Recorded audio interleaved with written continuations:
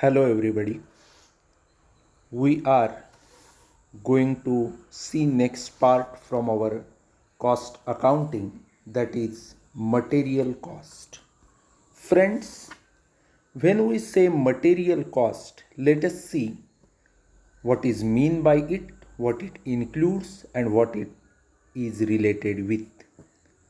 Management always desires to keep proper control over the cost.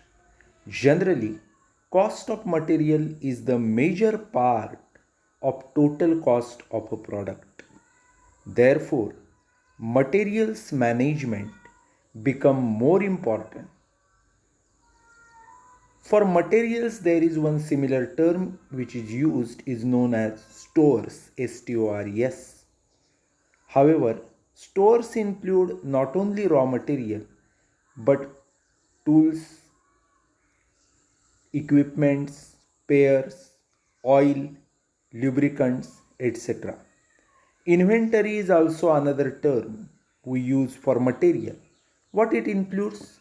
Inventory includes raw material, semi finished goods, that is work in progress, finished goods, spares, components, other consumable material for running and maintenance of plant and machinery. So, till this time, we have seen what is stores, what is inventory, what is material. So, sometimes they are similar, there is some difference between each of them. Now, raw material which is converted into finished product or final product becomes part of finished goods. Since raw material can be conveniently identified with a particular unit of final product, it is called direct material. Let us see example. Teakwood purchase for manufacturing furniture, leather for manufacturing shoes, or cotton for textile mills. All these are the examples of direct materials. So direct materials are those materials which can be directly identified and can conveniently be allocated to the cost of production. Friends, sometimes materials can be directly identified but not convenient to allocate, will be called indirect materials. Now see, when we say indirect material, nails used in manufacturing of furniture or threads used in manufacturing of shoes, oil lubricants for machines, these all are indirect materials. So till now we have seen what is direct material and what is indirect material. Then convenience of allocation of expenses is also taken into consideration in case of indirect materials. Indirect expenses are either allocated on certain ad hoc basis or on certain predetermined basis based on past experience and experiments. The cost of direct material is generally higher as compared with cost of indirect materials. Now the cost of indirect material may be small or very negligible, but its necessity cannot be ignored. Non-availability of such material may cause stoppage of production, which may cost the organization heavily. Therefore, it is absolutely necessary that the production should not be held up for want of raw materials or stores. For smooth running of manufacturing activities, it is necessary that the required quantity of materials with proper specifications is made available at the specified time and place, and that too at most reasonable and competitive prices. This is possible only if a good system of purchase control and issue of material for consumption is established by the organization. So, we have seen what is material cost exactly. In that, we have seen what is meant by stores, what is meant by inventory, raw material, work in progress, finished goods, direct material, indirect material, how costing of it is done, etc. Now we are going towards control part, which is known as material control. Now friends, when we say material control, it is nothing but the function which includes systematic control over purchasing, storing, using materials so as to maintain a regular supply of materials as and when they are needed and avoiding at the same time excessive holding of stock of materials. The function ensure right type of material is made available in right quantity at right time. To perform this function, it is essential that some material must be held in balance to be used without delay. The holding of such material as stock also involve blocking of fund and risk of loss, damage, obsolescence. So material control aims at reducing or minimizing such risks. Now, when we say this material control, let us see what is the scope of material control or what it includes. When we say material control, it includes number one, purchasing. Now, purchasing of material means nothing but a function which covers timing and quantity of purchase, that is, which items are to be purchased, when to purchase, and how much to purchase. This is what is called purchasing of material. Second thing is receiving and inspection. To ensure right type of quality of material as required in actually received. This is what is called as receiving and inspection. Means as we demanded exact that material arrived at our storehouse and what quality we demanded that is there or not. That checking is called receiving and inspecting. Next is storing of materials. It involves physical safety of material as well as maintaining store record. The prevention of losses because of pilferage, theft, handling, environmental conditions, all these are included under storing of material. Then there is issue of material, which is issued for use in the factory. Let us see. This function ensures that right type of material is made available and issued for consumption and production departments. Then there is inventory research.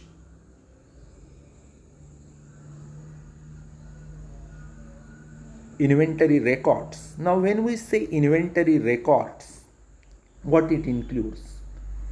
Inventory records means nothing but keeping stock records of various type of materials by maintaining record of receipt and issue of material and stock in terms of quantity and value. Then there is inventory control with a view to maintain quality of material held as stock at such a level that same is neither too excessive nor too less than required and to minimize the risk involved in holding stock. This is called inventory control. Then there is accounting. Accounting of material cost includes Functions like accounting for purchasing, storing, for the purpose, all the departments should operate in coordination with each other. It would be needless to say that material control is a part of management control. Let us go towards next part. Next part is objectives of material control. Why there is material control? First is adequacy of inventory. The objective of adequacy of inventory is for ensuring adequate stock level. The material should be available whenever it is required. It should not run out of stock. Second is minimization of inventory. There should be optimum inventory in stores. It must be minimum. Then continuity of production. When we say continuity of production, the material should be sufficient to maintain continuity of production. Production should not stop for want of material. Then there is minimize cost of purchasing. Now, the cost of placing frequent order is very heavy. The size of order should be such that the cost is minimum. Then reduction of wastage. Inventory control is usually for reducing wastage and loss of material. Then minimization of risk of obsolescence. Material control is for bringing down the loss because of deterioration of quality of material. Huge inventory will lead to huge loss. So when we make control on material, that time minimum level of stock is there or adequate level of stock is there, and in case of obsolescence, risk is minimum. Risk of loss is minimum. Then there is use of space. The space available for storage is used to maximum extent. Means that much space or storehouse we should have. It will be adequate for whatever stock we make, and it will not remain empty. Next, effective storage. The objective of material control is to ensure effective storage of available material. Varieties of items are stored in a systematic manner. It should not happen that which material is kept where. We are not able to see. Too much time we have to waste in search of material. It is of no use. So there should be effective storage. There should be systematic storage. Then preparation of budgets. Material control aims at preparation of budgets for controlling the material cost. Whenever we think about a month, about a day, about a week, or about a year, for that period we have to prepare material budget, and as per that budgets we have to purchase materials, issue materials. So it is very much important objective of material control is preparation of budgets. Let us go towards next part, which is essentials of material control. Now, material control is one procedure. It is for ensuring effective and beneficial material supply. Certain conditions organization should keep for good material control system. Which are they? Let us see. First is coordination. Coordination between departments, particularly production department, purchase department, inspection department, stores department, accounts department, that is very much essential. Then Competent authority. Centralized purchasing organization under authority of competent person is required. If purchase department is having temporary authority or authority who don't have rights, don't have powers, or don't have that much understanding, can't work properly. So competent authority should be there for material control in purchase department. Then proper forms. Use of standard printed forms for requisitions, order placing, goods receipt, inspection report, issue of consumption, stock records. This is very much required. Then internal check. Now it is one of the term from auditing.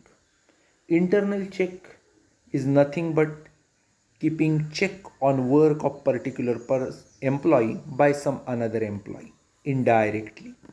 Now, what is internal check? Effective system of internal check for every aspect, so that at every stage the check over transactions is provided and transaction is approved by authorized person.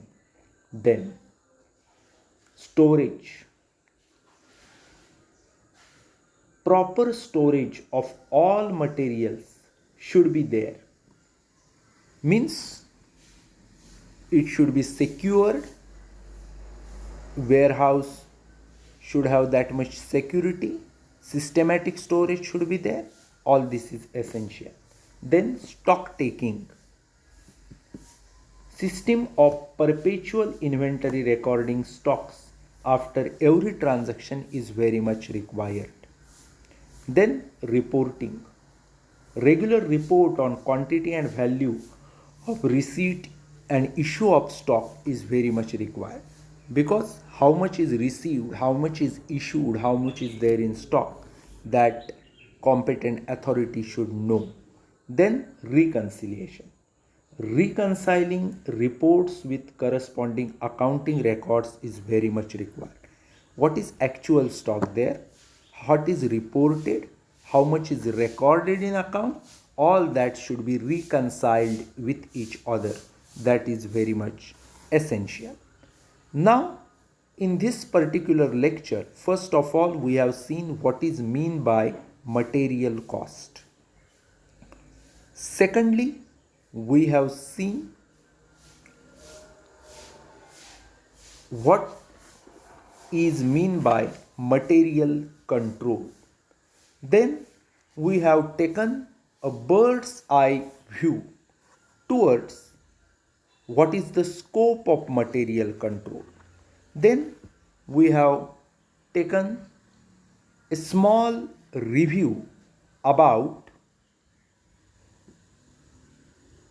objectives of inventory or material control. Then we took a short review about essentials of material control. Friends, when we say material control, in short, 4 aspects it includes. One is control over purchase. Second is control over receipt. Third is control over storage. And fourth is control over consumption. When we are having these 4 controls, that time we can say that there is proper material control. First is control over purchase. Means what? Control over purchases can be exercised by laying down scientific purchase procedure which shows different stage of purchases. Then there should be control over receipt. It means that deciding the person who has to receive and inspect the material and recording of the same. Then control over storage. It implies proper classification, coding, storage, ordering at proper time. Then control over consumption. It includes issue of material in proper quantity, deciding the standard of consumption and comparing actual with standards. So friend, under material control, four things are very much important: control over purchase, control over receipts, control over storage, and control over consumption. Let us stop here. Thank you.